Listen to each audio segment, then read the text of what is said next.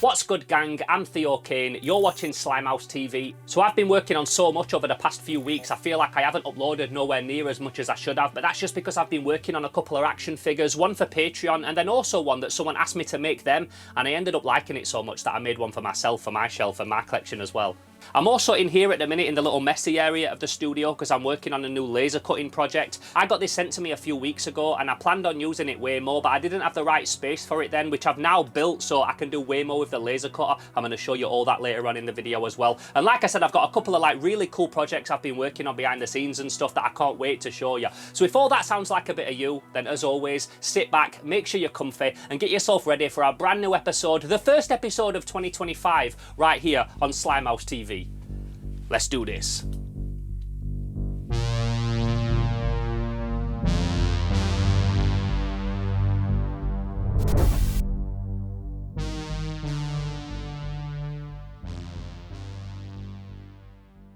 So the last few weeks have been pretty hectic here at Slimehouse HQ. Obviously we had Christmas, we had New Year. It was also my birthday, I turned 37, where is the time going? And like I said, I've been working on quite a few projects, including one which was creating a toy for somebody that I couldn't say no to. And the reason I couldn't is because that person was my dad.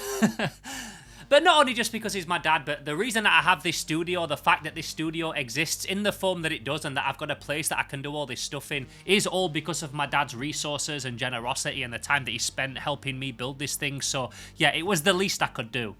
So he asked me to make him a toy of a character from one of his favourite movies, a 1960s classic called The Time Machine. Now this is a film that, to be fair, we both really enjoy, and over the years, like anyone is with family, we've had disagreements, we've had fallouts, there's things that we've not always seen eye to eye on, but something that we've always agreed on is that 1960s The Time Machine is an absolute banger. So in that movie, there's these very iconic creatures called Morlocks, which are basically humans in hundreds of thousands of years' time in the future that have evolved living underground and have turned into these horrible, vicious creatures. They've got a really distinct look, and as soon as he told me that he wanted me to create him a toy of one, I thought, yeah, do you know what? That's a perfect idea. The wheels started turning in my head, and I thought, this is something that I can definitely knock out the park for him. And because they do have such a distinct look and a vibrant colour scheme, I was well up for it, and I knew that it were a character that I would have a lot of fun reimagining in my own style. So I didn't film any of the process of me 3D sculpting this thing, because at the time I wasn't even planning on making it for a video. It was for him. Maybe I'd post it on my Instagram or something, but I didn't plan on making an episode about it. And it wasn't until after that I gave it him, he said, are you going to put it in a video? But I basically just looked at a lot of reference pictures, I watched the film through a few times, and I came up with something that I was pretty happy with, that I thought, yeah, do you know what? If a company like Playmates back in the 80s or the 90s worked on a time machine toy line, this is probably close to what it might look like.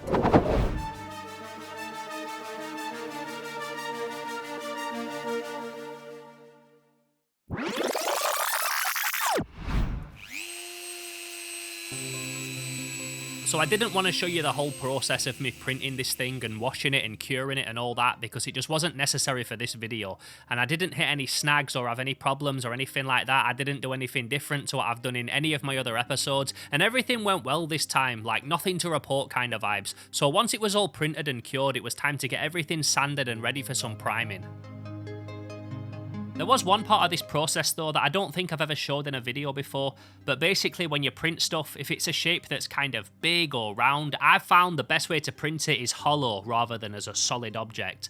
And not only does this save resin, but it also helps make the thing not too heavy, because if there's too much weight to it, the thing can then easily break off the supports mid-print, which obviously we don't want.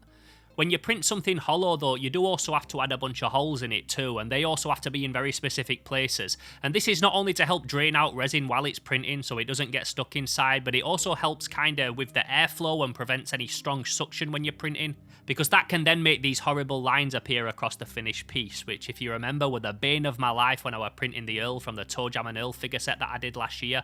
So to prevent this, like I said, I put various drain holes across the model, but then once everything's at this stage, when the thing's ready to be put together, I then fill those drain holes in, because any residual resin residue that's left inside can leak out and either ruin the paint job after or whatever surface the figure is standing on. And to do this, I just brush on a little bit of the resin onto them holes and then cure it with my little UV torch. And it's a very quick process, but it's something that I always do now, and I definitely recommend to anybody doing any kind of 3D printing like this themselves.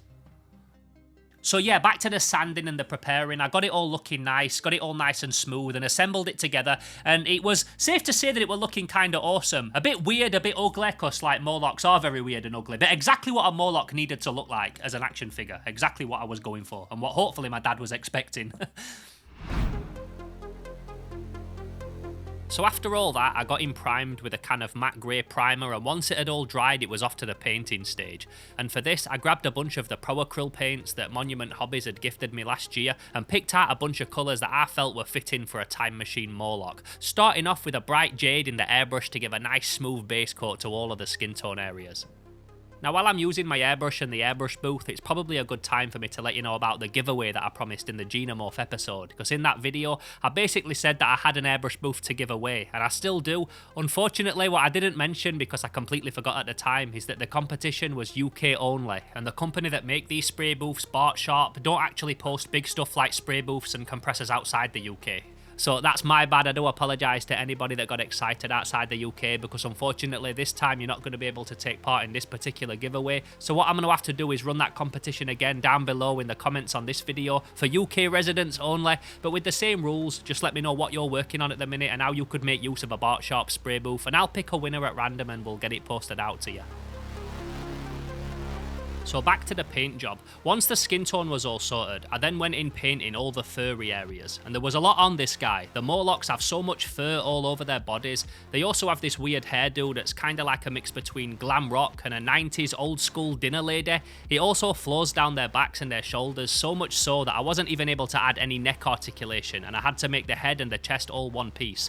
And sometimes this hair looks grey, other times it looks more bleached blonde. So I went for the Pro Acryl colour khaki, and it did take several layers to get it looking solid, but once it had dried, I felt like it contrasted really nice with the skin tone. Maybe a bit more vibrant than in the movie, but this is a 90s action figure after all.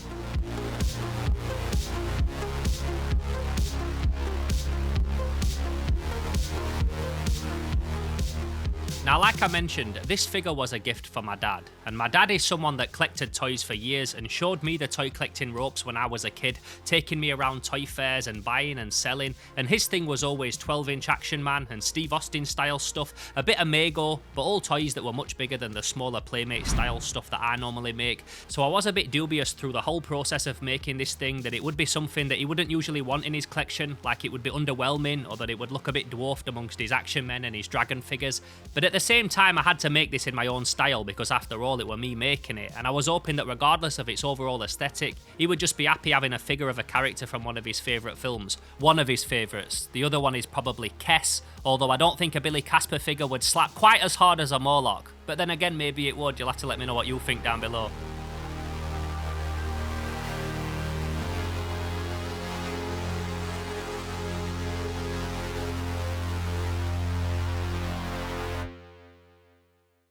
So in terms of the sculpting, the printing, the painting, all that kind of stuff, that was all going well, and I've done that enough times now to not really hit too many snags when I'm doing that stuff. I know what I'm doing. But one thing that I wasn't sure about was how I was going to do his weapon. Now in that movie, The Time Machine, the Morlocks use these big brutal like bullwhips, and I didn't want to just make a solid rope, because to me that feels more like a model kit, it feels more Warhammer, and as always I want my things to feel like action figures.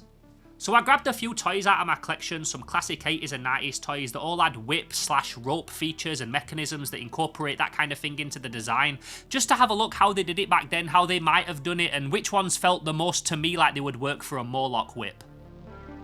And the ones that I felt were the closest to what I was trying to get were these Tigra bullwhips from the LJN Thundercats line. And these are so cheaply made, it's literally just a cord with some beads knotted into it, and then on the handle on the other end you've got a piece of shrink wrap. Like, God bless LJN back in the day doing the Lord's work when it came to like going above and beyond to make awesome weapons for Thundercat figures. Don't even let me talk about Palmyra's weapon, like, these are so cheap. For how expensive these are now, like, this is literally just nothing. So I was convinced that I could make something much better than these for my thing, but take a little bit of inspiration from it.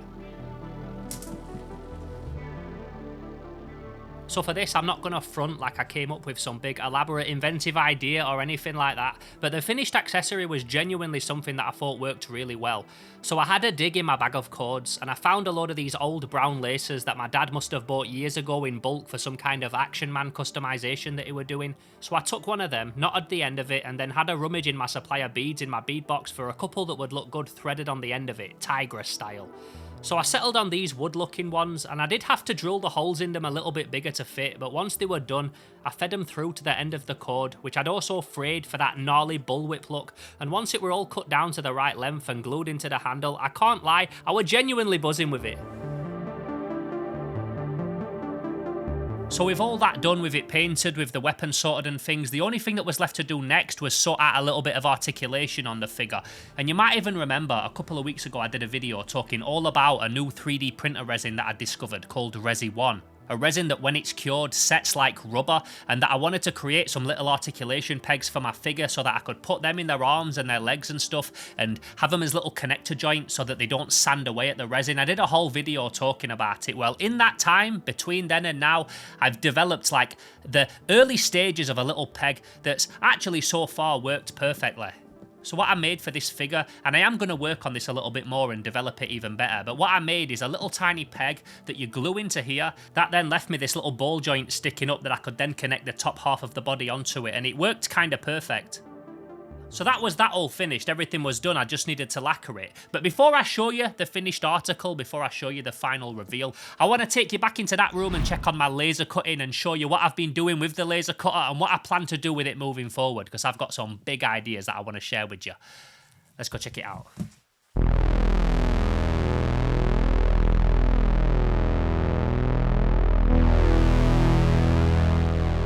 So what I've cut out here, what I've laser cut, what I've engraved is the start of a sign for my friend Lee from the Sheffield Parachute Regiment Veterans. Now Lee is like family to me, and he's the head of the Para-Reg Vets, and I do all of their graphics and artwork and flyers and stuff. And this is a sign that I designed for him like quite a few years ago for their official emblem. And he's just a very good friend of mine. Whenever I've needed him, he's always there at like the drop of a hat. Like if I need anything sorting, Lee is one of the guys that I always ring up to sort it. I don't see him as much as I would like to, but I'm going to be seeing him soon, and I'm going to make him a really cool sign. So this is just the start of it. I'm going to paint it and stain it and that kind of thing, not in this video. But while I'm talking about laser cutting, I wanted to like kind of speak to you on some of the ideas that I've got for this laser cutter now that I've got it in like a proper place and things, because basically I couldn't use it before properly, because in order to use it I had to pick it up, this big heavy thing, and move it into the main room so that I could have the extractor pipe going through the wall or the door or something like that. It also meant moving all my spray booth out of the way and stuff, and it just wasn't practical. So I've wanted to do way more with this machine, but it was only now that I actually got a space that I could use it in. So the other day somebody came round, a friend of a friend, who specializes in drilling holes in walls. Now in order to drill through these walls, which are like double skin breeze block plus insulation, plus they've got like a skimmer plaster on and that kind of thing, insulated plaster, you need a big core hole drill, and I don't have one big enough.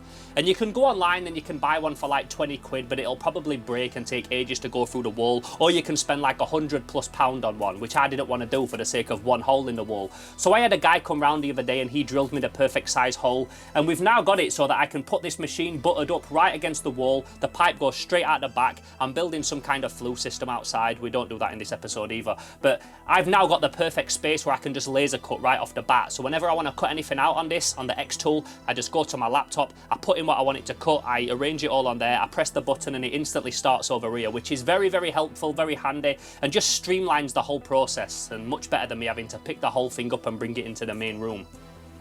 What's also really cool as well about me making signs like this and gifts for friends and stuff and practicing is that I get to really dial in my settings and get them right. If you remember when I first started using this laser cutter, I was trying to engrave stuff like this, and not only was I having to like engrave stuff over and over multiple times to get it to like look this fresh and this neat, I was also burning the material. So like I would cut like that, but then there would be all burn marks around the edges, and although I've not got it perfect, I feel like I've got it like close to perfect now, and it's really helped dial in my settings, because like I said, the stuff that I want to do with this is not even like signs like this. I want to do some toy related stuff, but I needed to work on getting my settings right so that I can move on to that, because I've got some really cool ideas moving forward of what I want to use this laser cutting for in terms of toy projects.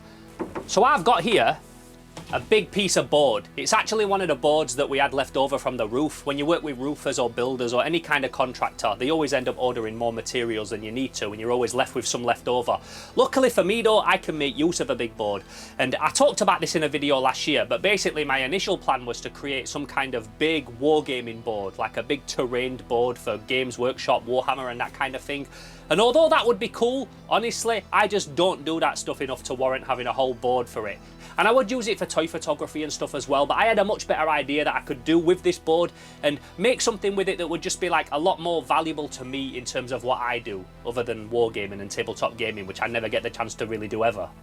So I've got this idea, which I kind of talked about in a previous video, of making almost like a cyberpunk futuristic city to photograph my toys in. Now it's something that I would be working on and off like throughout the year, months and months and stuff. It's not something I'm going to be doing in one video or anything. But I thought that I could use that board, cut it down a bit so it's like the perfect square, and then mark out some kind of road system on there. And I even did like a quick sketch and stuff and marked out a grid on it and things to see how it would work, and it looks like it would work kind of perfect.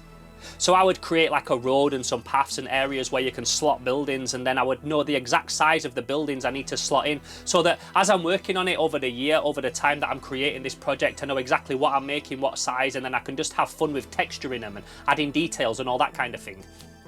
So that's something that I really want to do this year as well, have a project that I'm slowly working on moving forward, working on little intricate details for buildings and alleyways and stuff. And I did do something like this before, and I've still got all of the boards that I used for it when I did that Resident Evil documentary like 2 years ago, and I really enjoyed doing that. I know it doesn't get like massive views on my channel, but I really like doing it, and sometimes you've got to do things for yourself as well, not just the algorithm, not just the YouTube gods. So yeah, let me know if that's something you want to see on the channel, because I'm well up for it. Also, now that I've got this X-Tool laser cutter, it makes everything so much easier, because I can literally like draw building shapes and cut them out in a matter of minutes and have all my main structures there, so I can, like I said, just concentrate on texturing them and giving them like a life and a soul and making them feel like they're lived in. And then I can use this for toy photography and projects and all the kind of stuff that I use and do here moving forward, and just make something that looks epic and is a lot of fun to do as well. So again, as always, shouts to X-Tool for sending me this machine. It's got so much potential, and now that I've got a space to actually use it in, there's going to be like so much stuff that I can do moving forward. I'll put the links to the machine that I've got down in the description below, as well as my affiliate code, and I can say as somebody that's used it multiple times now that it's a fantastic machine, and I can't wait to use mine more in the future.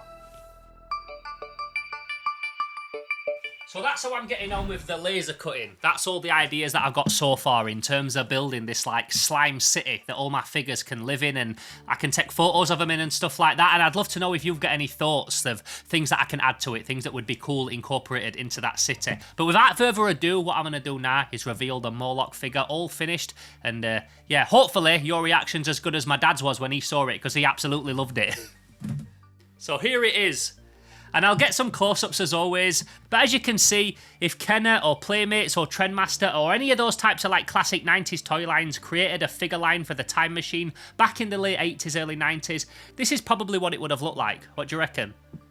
The articulation works really nice with the new peg that I've made. I'm really happy with that, and I can't wait to incorporate that into more figures in the future, because I feel like I've kind of like got a system like what works perfect now, which is what I always wanted.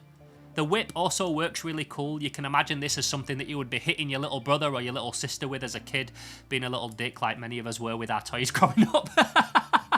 But I think it works perfect, and like I said at first, this was something that I was just going to create for my dad, but I liked it so much and the colour scheme and the whole feel of the figure in the end that I went and made one for myself. So all the footage you saw of me sanding away and painting and preparing and stuff in this video was all the figure that I made for myself after. My dad's is now living in his collection in his house, taking pride of place in their living room.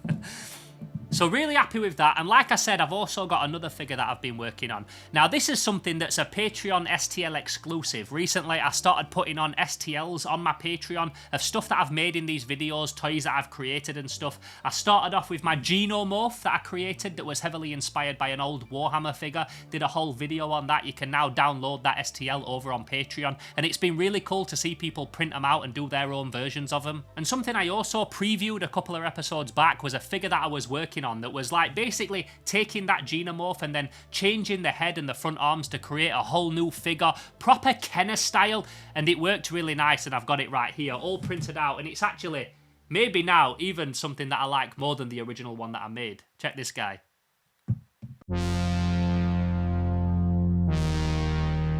So as you can see, what I basically did was take the body of the Xenomorph and then create these new Mantis style arms and this head, and made something that was a homage to this guy, the old Mantis Kenner Alien, which I think is one of the coolest Kenner Alien figures. I never had this one as a kid and I always wanted it, so this is my homage to that, and I think it came out awesome.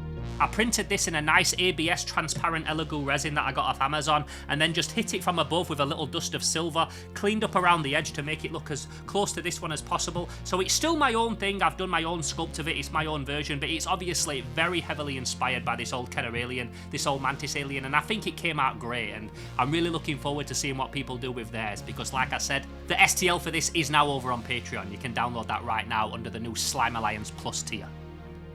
So there you have them, the first two figures that I've made in the Slimehouse Studio of 2025. A Morlock for my dad, and a Kenner Mantis Alien inspired Xenomorph for myself, and all the Patreons that support this channel and what I do here at Slimehouse.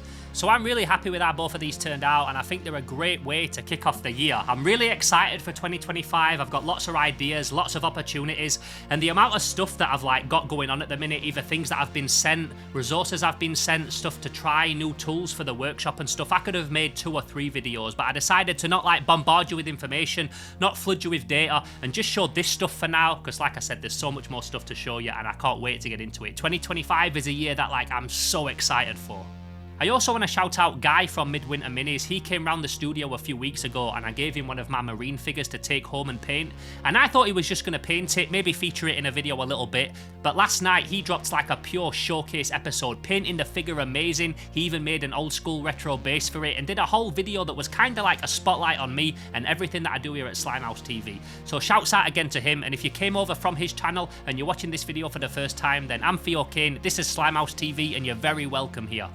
As I've said as well, I do also have a Patreon, patreon.com/SlimehouseTV, and all the money that's generated on there all goes directly back into this channel and helps me keep doing this every single week, and I want to do this forever. So yeah man, if you've joined that or you're thinking about joining it, then big ups, because it all is really, really helpful. I did a live stream at Christmas as well, and I was also saying how I want to learn sewing, so that's something that I've also done, doing little bits and bats here and there. I think I need to get a better sewing machine, because the one that I've got is years and years old that my mum gave me, and I've made some good stuff, I've made some absolute disasters, but I'm learning and getting better and better, so that's something that I also want to incorporate into the toy making moving forward as well, making little capes and outfits for them and that kind of thing. So yeah, that's something else I've been working on, but like I said, I don't want to get too much into all the other stuff that I've been doing, because there's a lot of it. There'd be enough for 3 videos, so I'm going to leave this here for now. But with all that being said, as always, I just want to say a massive thank you to everybody that's tuned in for this video today. With all of the other stuff that you can be watching on YouTube, it really does mean a lot that you come back here every single week and watch my Slimehouse videos and watch me talk about toys and toy making. It really does mean the world to me. So until the next video, which I hope to catch you in, I'm Theo Kane, this is Slimehouse TV, and I'm gone. Pow.